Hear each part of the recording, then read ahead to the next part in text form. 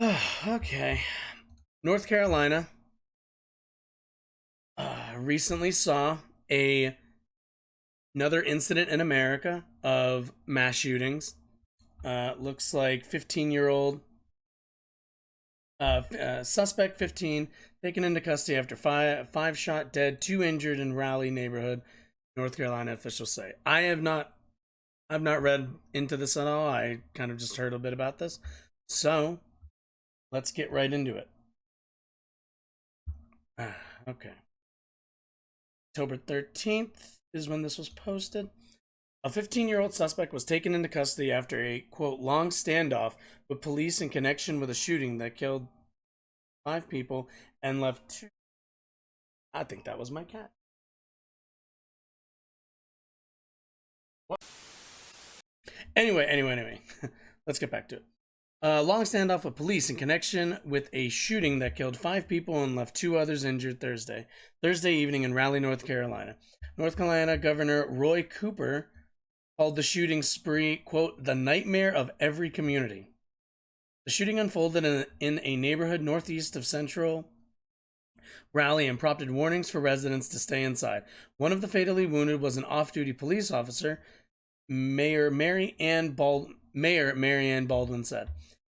In a news conference Friday morning, Raleigh Police Chief Estella Patterson said the suspect had been taken into custody and was in critical condition. He was not identified. No information regarding a motive or the suspect's background was released.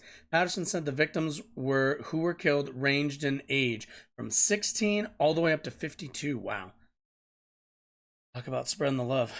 They were identified as Nicole Connors, 52, Susan Carnetz, 49, Mary Marshall, 35, off-duty Raleigh police officer Gabriel Torres, 29, who was on his way to work, and a 16-year-old white male. NBC affiliate WRAL of Raleigh reported that the teen victim was James Robert Thompson. Yes. The two people who were injured were identified as Raleigh police officer Casey Clark, 33, who was treated and released from a hospital, and Marcel Gardner, 59, who is in critical condition. Tonight terror has reached our doorstep, Cooper told reporters Thursday evening. The nightmare of every community has come to Raleigh. This is a senseless, horrific, and infuriating act of violence that has been committed, Baldwin said. We have to end this mindless gun violence that is happening across our country. There are too many victims. We have to wake up. Patterson said Friday morning the crime scene was, quote, expansive and stretched over 2 miles. So, another day, another mass shooting in America. I think a lot of times when these incidents happen, they tend to get a lot of news coverage. They tend to be they're big news stories. These sorts of things are newsworthy, are incredibly interesting to the community, to not just the community that this took place in, but every community. And most of the time, what ends up happening is a lot of officials end up saying kind of similar stuff where, who could have seen this coming? Oh, it was, the nightmare of this kind of action has made it to this neighborhood. And I have a bit of a problem with that. Only really because, not so much in the rhetoric, but because of this, I think in America, our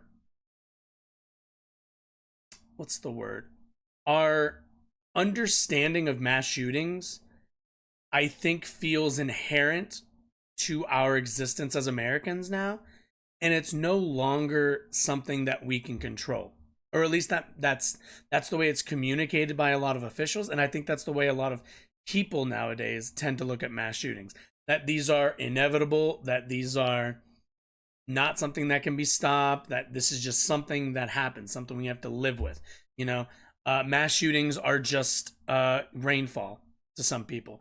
And I think that's not good for a society, but also to be more frank about it, just kind of bullshit.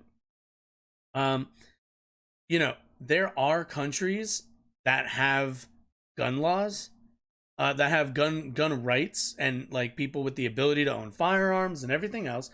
There are countries that don't have like the most restrictive gun laws, like in Japan, for example, that don't have this problem. You know, a lot of times I think a lot of leftists and a lot of similar left-leaning people like to bring up examples like Japan and some of these other places where like gun crime is incredibly low, and kind of look to those nations as examples for where we could go with our laws. I think that's a bit of apples and oranges to a degree, only really because we're leaving out like the gun culture that's inherent to American history and American culture.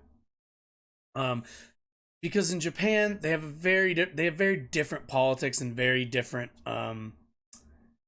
format for their gun ownership. You know, Japan was occupied for quite a while, and some of these, you know, and because of just kind of the way the politics works around there and the way their society is structured, they don't have quite the same kind of the same relationship to firearms that more Western countries do.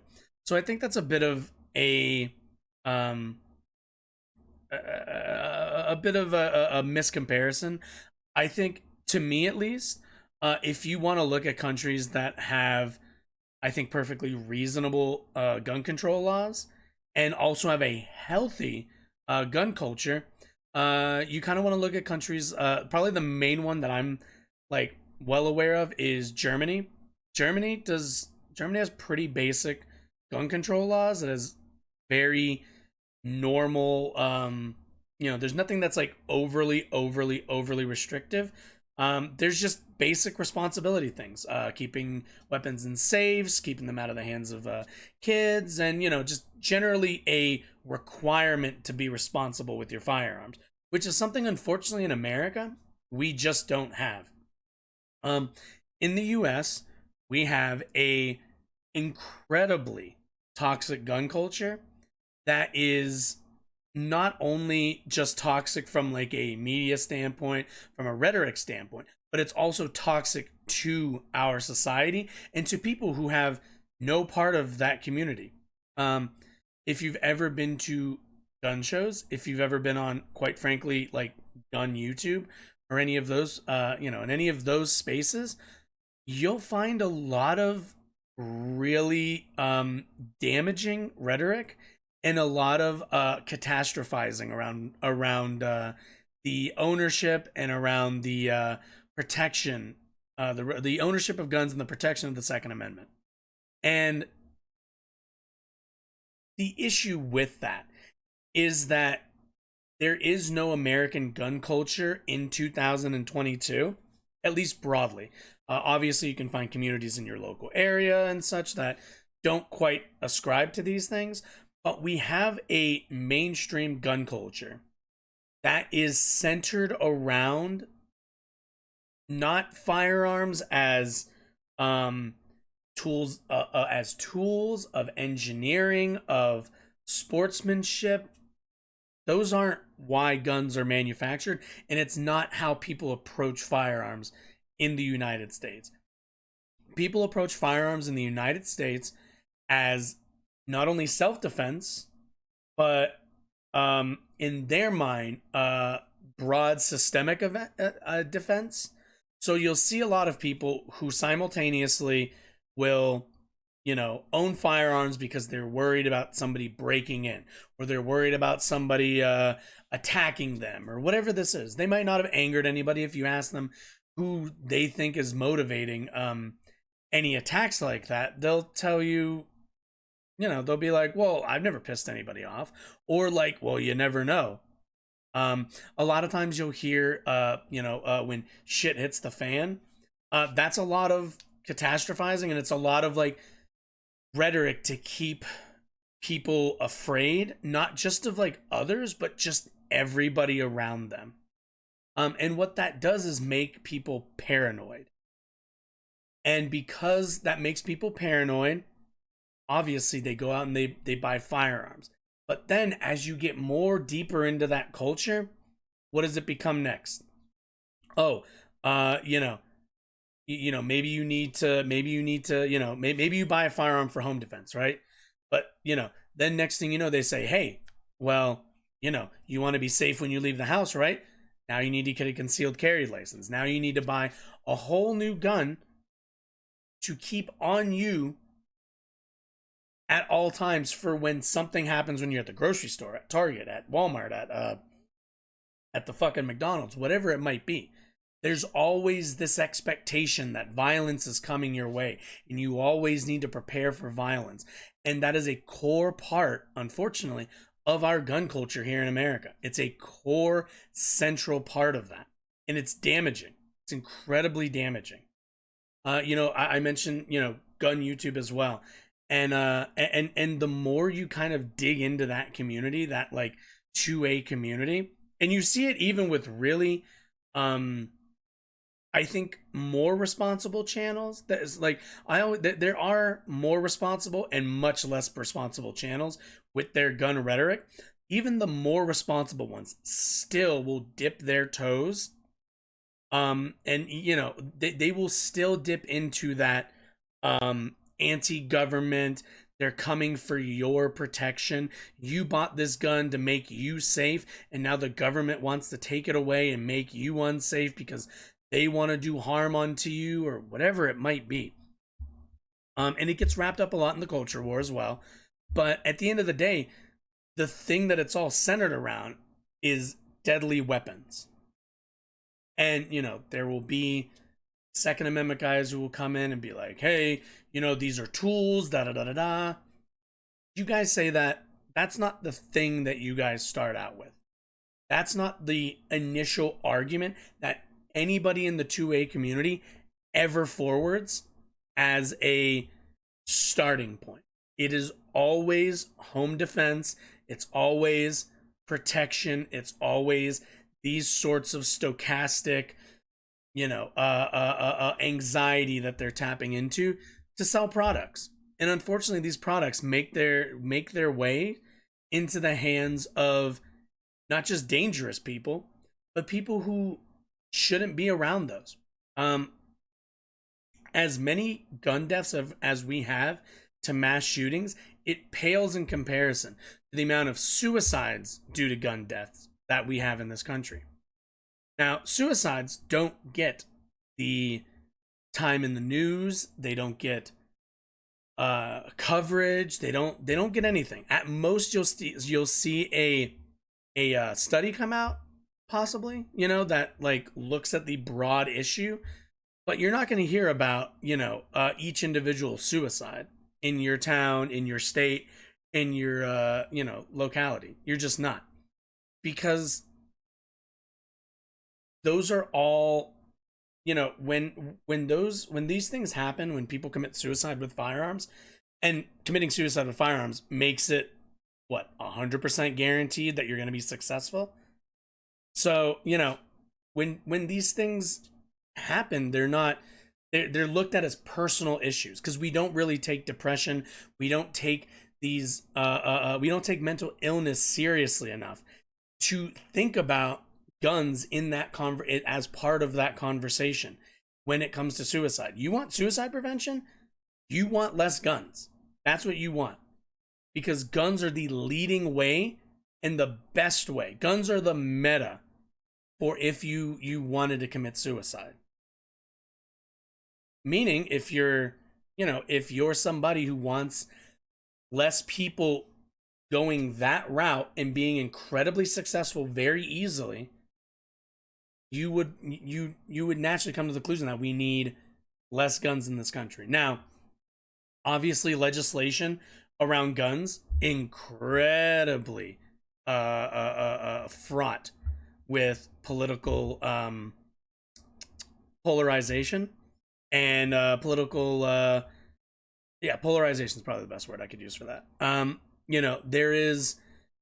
There are people who are more left-leaning people who want to see zero guns and want to see us adopt closer to Japan's gun laws, and there are those who, and then on the far, more of the right side, and I would honestly argue most people on the right generally want to return to the Wild West. And you can go ahead and look up the murder rates and the what's the word, assault statistics from then, from what information we can gather. It's not very good. A society where everybody's armed doesn't, there's always the saying where it's like an armed society is a polite society. No, we as people are not kinder to each other, are not better to each other at the barrel of a gun. We're just not. And that belief that we are stems from either ignorance or a obfuscation of the actual problem.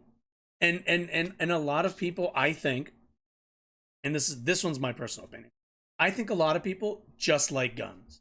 And you know what? That's fine. I don't mind if you like guns. I like guns. But there's a certain amount of societal responsibility that gun owners in America need to take. There's a certain amount of understanding. Like, there are people, as another broad example, there are people who like street racing, who like driving fast and that people who are into that. That's like a subculture, right? We have, Fast and Furious, all that shit. Back in the day, the old ones, the good ones. But like, we understand, and those people understand, that you live in a society. I'm sorry, you can't do that. It's dangerous, not just for you, but everybody around you. You make everybody a little bit less safe when you engage in that. And in controlled settings, I got no problem. In Germany and Sweden and a few of those other countries, I believe Sweden also has a very healthy gun culture. Most people don't keep firearms in their homes, and if they do, they're locked away. They go to the range, once or however many times a week. They go to the range, they shoot, they go home. They either clean their gun, put it away in a locker at their local range or armory, or B, they go home, they clean their gun, they put it in their safe. Their society isn't, they admire and have a culture around guns that is healthy. We simply don't, and we need to fix that. And a big part of that is reckoning with the fact that all of these guys who are Second Amendment, quite frankly, extremists, you're part of the problem. And not only are you part of the problem, you're actively harming others with your fervent insistence on this mass gun ownership, mass defensive citizenry. No. We got to get a hold of this stuff. Anyway. How's everybody's Friday doing? I know this is kind of a heavy start a bit, but let's take a look at the actual reporting really quickly. And then... Whoop, the audio is muted. Probably would help to be able to hear. We have an officer down. Officer struck in the leg. This morning, officials say it was a single gunman who left a trail of terror across one Raleigh, North Carolina neighborhood, firing shot after shot, killing 5 people and wounding at least 2 others. A large police presence here. They just trying to find out what happened. Among those killed, an off-duty police officer who was sitting in his car. One witness, who does not want to be identified, says she saw the officer's final moments. We heard the gunshots. I saw him, bleeding out in the car. That would be the officer, the Raleigh police officer. The off-duty cop, yes, sir.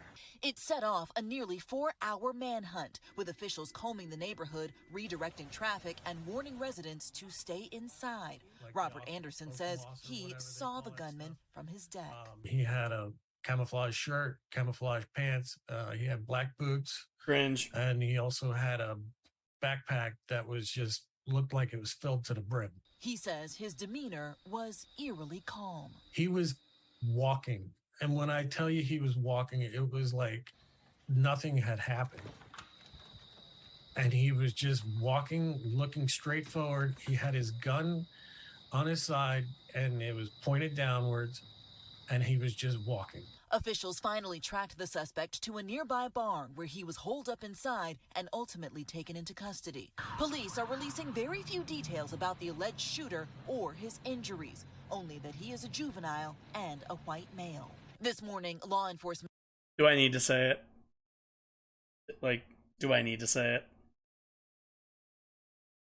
Also, admittedly, I was being a bit facetious there, but like, there is a proper explanation as to why the stereotype of mass shooters is juvenile white males, and it's mainly because the gun culture, again in the U.S., is centered around white males. Go to a gun show, it's a lot of what you're gonna see. And there's nothing necessarily wrong with that. But again, this culture is not one that is interested in firearms, is not interested in, range shooting or competition shooting. There are those are sub communities within the 2A community. You go to any of these gun shows, you're going to see anti-government, specifically anti-Democrat, but also very pro-Trump, and what's the word? Pro-Confederacy. You're going to see a lot of Confederate flags flying, a lot of come and get it rhetoric, a lot of what's the word? Don't tread on me flags. That's what you're going to see a lot of.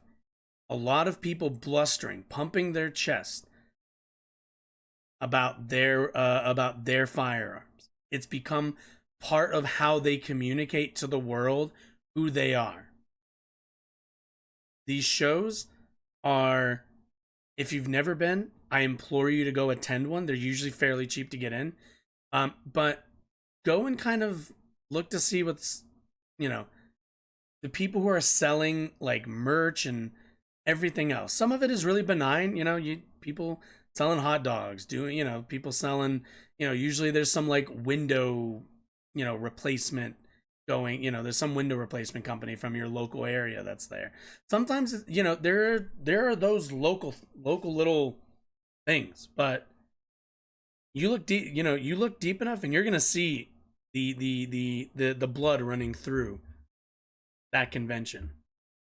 You're going to kind of see the pulse. And it's uncomfortable. It really is. It's uncomfortable. Now let's finish this up.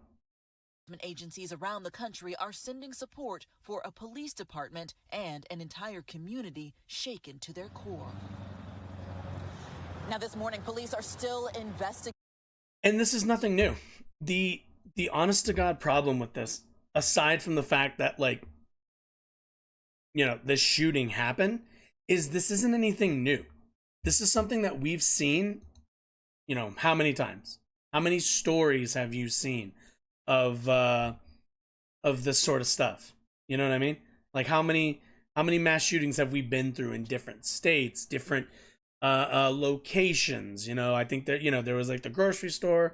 I think in like Buffalo it was, obviously schools being places that you wouldn't be shocked hearing about this now. And that's unique to America, and we need to get a handle on that stuff. And a first step to that is going to be fixing our relationship with firearms. That's just, we don't fix anything until we fix that. So